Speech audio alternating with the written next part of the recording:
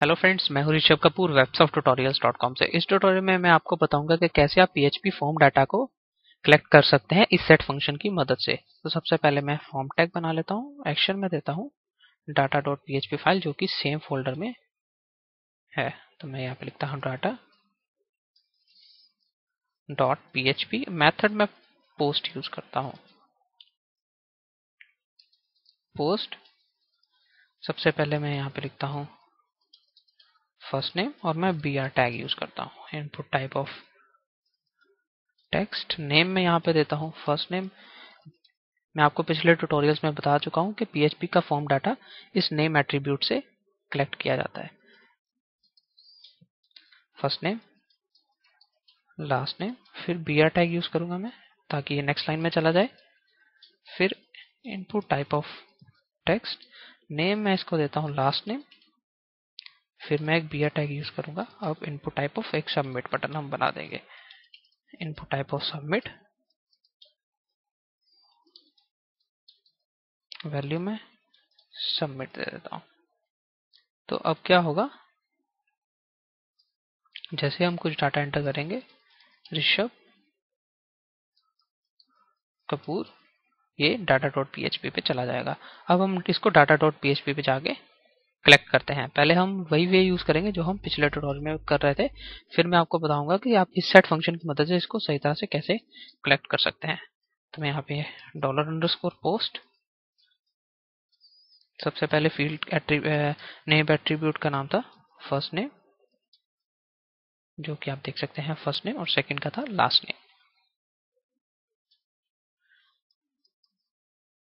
Name. $_post last name, और मैं इसको एको करवा लेता हूँ। अब मैं बैक करता हूँ। मैं लिखता हूँ ऋषभ कपूर। सबमिट करता हूँ। आप देखेंगे ऋषभ कपूर। लेकिन फ्रेंड्स, प्रॉब्लम तब अराइज होगी अगर हम डायरेक्टली data.php फाइल खोल लेते हैं। हम इस PHP फाइल में नहीं जाते, डायरेक्टली data.php फाइल खोल लेते हैं। यहाँ हम सेम पेज पे ही डाटा को कलेक्ट करना चाहते हैं। तो आपको ये एरर दिखेगी, undefined index first name, undefined index last name. क्योंकि ये वेरिएबल जो है वो यहाँ पे डिफाइन नहीं हुए हैं, ये इसकी वैल्यू भी यहाँ पे सेट नहीं हुई है। तो इसका सोल्यूशन करने के लिए हम इस सेट फंक्शन यूज करेंगे। तो हम लिखेंगे इफ की कर्ली ब्रैकेट्स, और इन ब्रैकेट्स के अंदर लिखेंगे, टू ब्रैकेट्स के अंदर हम लिखेंगे इफ इस सेट। हम दो वेरिएबल चेक कर रहे हैं, तो मैं एंड कंडीशन लगाता हूं यहाँ पे कि दोनों के दोनों वेरिएबल सेट होने चाहिए। एंड ब्रैकेट्स, तो पहली ब्रैकेट के अंदर हम यही चेक करेंगे इफ इस सेट $_post फर्स्ट नेम, और दूसरी ब्रैकेट में भी हम लास्ट नेम चेक करेंगे।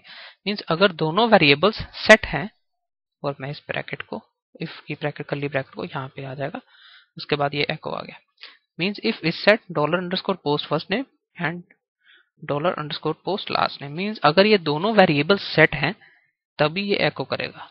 अब मैं ब्राउजर में जाता हूँ, रिफ्रेश करता हूँ, तो आप देखेंगे एरर रिमूव हो गई, क्योंकि वेरिएबल सेट नहीं थे, इसलिए इसने एरर नहीं निकाली। तो अब मैं बैक करता हूँ। अब मैं यहाँ पे लिखता हूँ ऋषभ कपूर। आप देख सकते हैं। इसी तरह से आप ये जो फॉर्म डाटा है, आप उसको सेम पेज पे भी कलेक्ट कर सकते हैं जहां पे आपने फॉर्म बनाया है। तो डॉक टाइप के ऊपर आप सेम जो कोड है उसको कॉपी पेस्ट कर लेंगे। मींस यही कोड मैं यहाँ पे लिख देता हूँ, और जो एक्शन है वो मैं ब्लैंक छोड़ दूंगा। Form action blank means button submit होने के बाद ये डायरेक्टली इस दोबारा से ऊपर जाएगा और डाटा को कलेक्ट करेगा।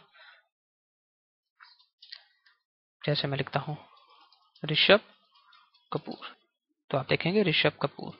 अगर मैं यहाँ से इस सेट हटा देता हूँ, इफ इस सेट हटा देता हूँ, तो आप देखेंगे फिर वही एरर आएगी अनडिफाइंड इंडेक्स की। तो अगर मैं यहाँ पे जैसे लिखता हूँ ऋषभ कपूर, अब एरर रिमूव हो जाएगी, क्योंकि अब उसको वेरिएबल सेट हुए मिल गए।